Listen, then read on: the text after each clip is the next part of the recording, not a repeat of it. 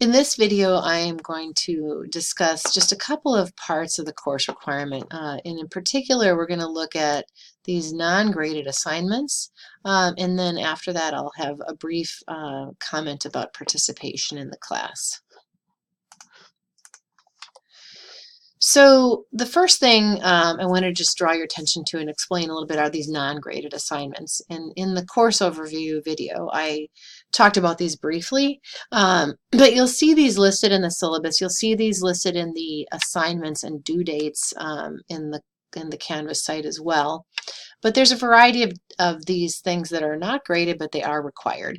And I'll just draw your attention to each of these here. So the first one is the pre-class survey. And I mentioned this in the email I sent out a couple weeks ago in August. You will receive a link from me in your email to an online survey. And this survey will contain a variety of questions, and it's going to contain things that we are going to talk about in class. So one example I can tell you is I mentioned in the course overview that on the first day of class we're going to discuss attitudes and engagement. And so I will be including in this survey a couple of very commonly used in organizations surveys of job satisfaction and of engagement. And I've found over the years that the material is just kind of more alive if we actually get data from ourselves. And so this is an opportunity for us to see, what is the variety? What is the distribution in terms of how people experience these particular concepts in their workplace? So that's what that survey is about. And I would just have you take a look at the website on Canvas for deadlines, but it's due kind of toward the latter part of September so that I have some time to have our TA analyze the data and prepare that for presentation in the classes that we have. The second non-graded assignment are what are called feedback cases. And also in the course overview, I mentioned that on our second class, we're going to study motivation and feedback. And what these are, they're 4 little vignettes, situations where you read about 1 page to 2 pages of material about 2 people in an organization and an experience that the kind of central character is having with somebody else that leads you to know that they need to give feedback to somebody. And the cases, one scenario is a peer, one scenario is a subordinate, one scenario is a superior, one scenario is a client. And what you need to do there in terms of the non-graded portion is you need to read those, having read the other material readings due for that day, and you need to just prepare some notes about how you would give feedback in that situation, and you can just make that all in one document and upload it to the Canvas Dropbox. And the only reason that is an assignment is so that you're prepared when we get to class, so that we're going to do some role plays and to make sure everyone has taken a look at these cases so that when we go out to breakout, you're ready to work with your teammates going through those role plays. This third non-graded assignment is a network assessment, and this is going to be for our third class, which is on power and influence processes, and this is going to be an assessment of your personal social network.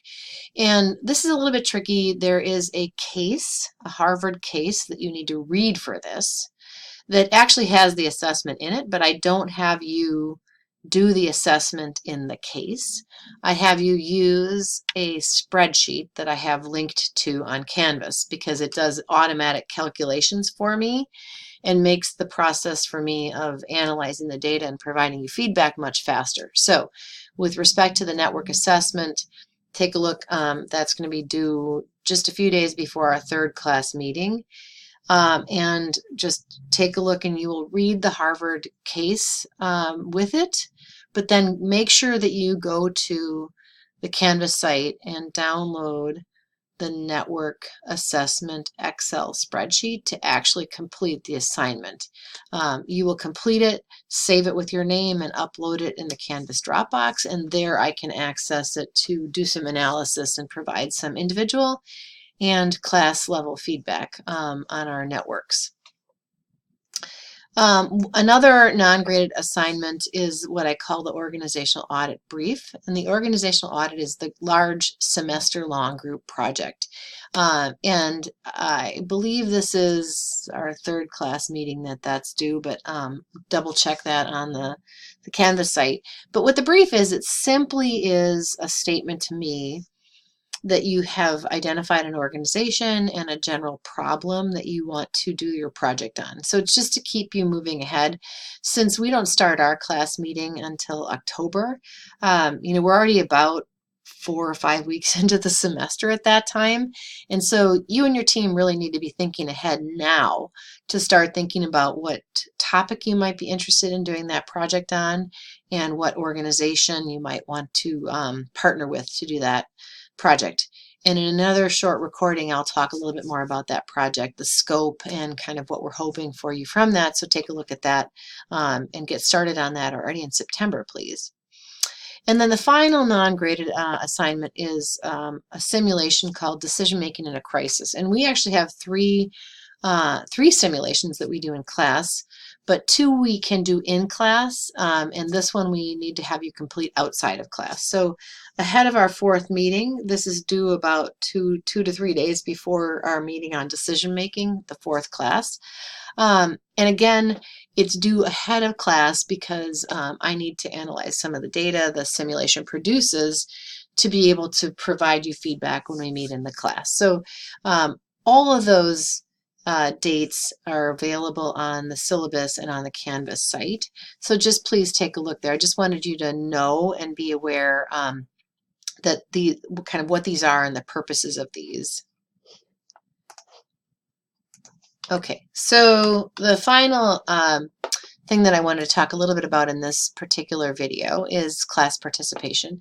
And I approach class participation I think in kind of a organic and holistic way in this class. I don't try to grade it. I don't try to track individual comments or anything like that in participation. I think sometimes that can generate some counterproductive behaviors in the classroom. Having said that, I do have high expectations about engagement and participation. And what that might look like is, maybe one class you don't participate as much, but another one you do. And so kind of across the semester, I note you as participating.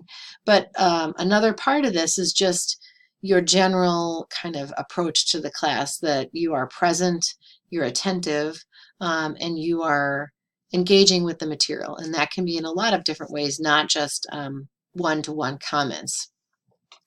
It's really important to participate to get your learning up, listening from others' experience. We have such a great community in SEMBA, people who have different backgrounds, different industries, different roles, different life experiences that can all help us really take this material from, what can be two-dimensional, I guess, in one way in readings to kind of fully 3D in our lives in terms of making sense of it and applying it. And over the many years I've taught in SEMBA, it's quite clear that people who are engaged in participating, process better and take more away from the class, and they do better overall. And some of that is because it's an indication that they're prepared to come to class, they're attentive in class, but it also means that they're processing material at a higher level if they're participating. So what does this look like? I would say, try to think about offering things that are unique and relevant. Sometimes there's a little competitive energy that happens in SEMBA, and if somebody's made a comment already and that was sort of what you were going to say, it's fine if you want to say you second that, but maybe think about, well, can I extend that or can I challenge it? And in fact, a way I really like the classroom to run is truly discussion-based and truly interactive, which is not just me asking a question and one student answering it to me. There's some of that happens, but really even across the class having engagement and dialogue happen. And some of the very most exciting experiences I've had with SEMBA classes have been when things have kind of gone off that way. somebody makes a comment and somebody asks, I don't understand what you meant by that. Can you elaborate? Or that's not how it works in my industry. Let me tell you what my experience has been. And we, kind of really interrogate material more completely when we do that. And so, we don't want this kind of I think or I feel. Uh, One of the first foundational things we're going to think about on our first day of class is evidence-based management. Opinions are fine, but we're going to want something sort of grounded in some detail, some evidence, some experience that you can kind of share that's sort of concrete. And another thing I think that's also really important to remember is that, listening and reflecting is participating. Looking at people, hearing what they have to say, acknowledging their participation, that's an important part of the classroom environment as well, particularly in making people feel respected and heard. So it's not going to always be about trying to get your voice heard every time or on every question that's out there. And some of us just are more naturally extroverted social people.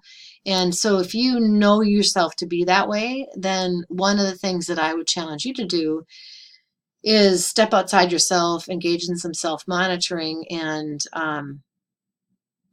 sometimes back off and let other people take the stage, or maybe take that role on of asking a follow-up question or trying to, and I've seen some really great experiences where from in your team that one of your classmates has a particularly interesting organization or unique potential perspective on a problem, and you say something like, Teresa, we were talking about something like that. Would you be willing to share what you told us in our group with the class today?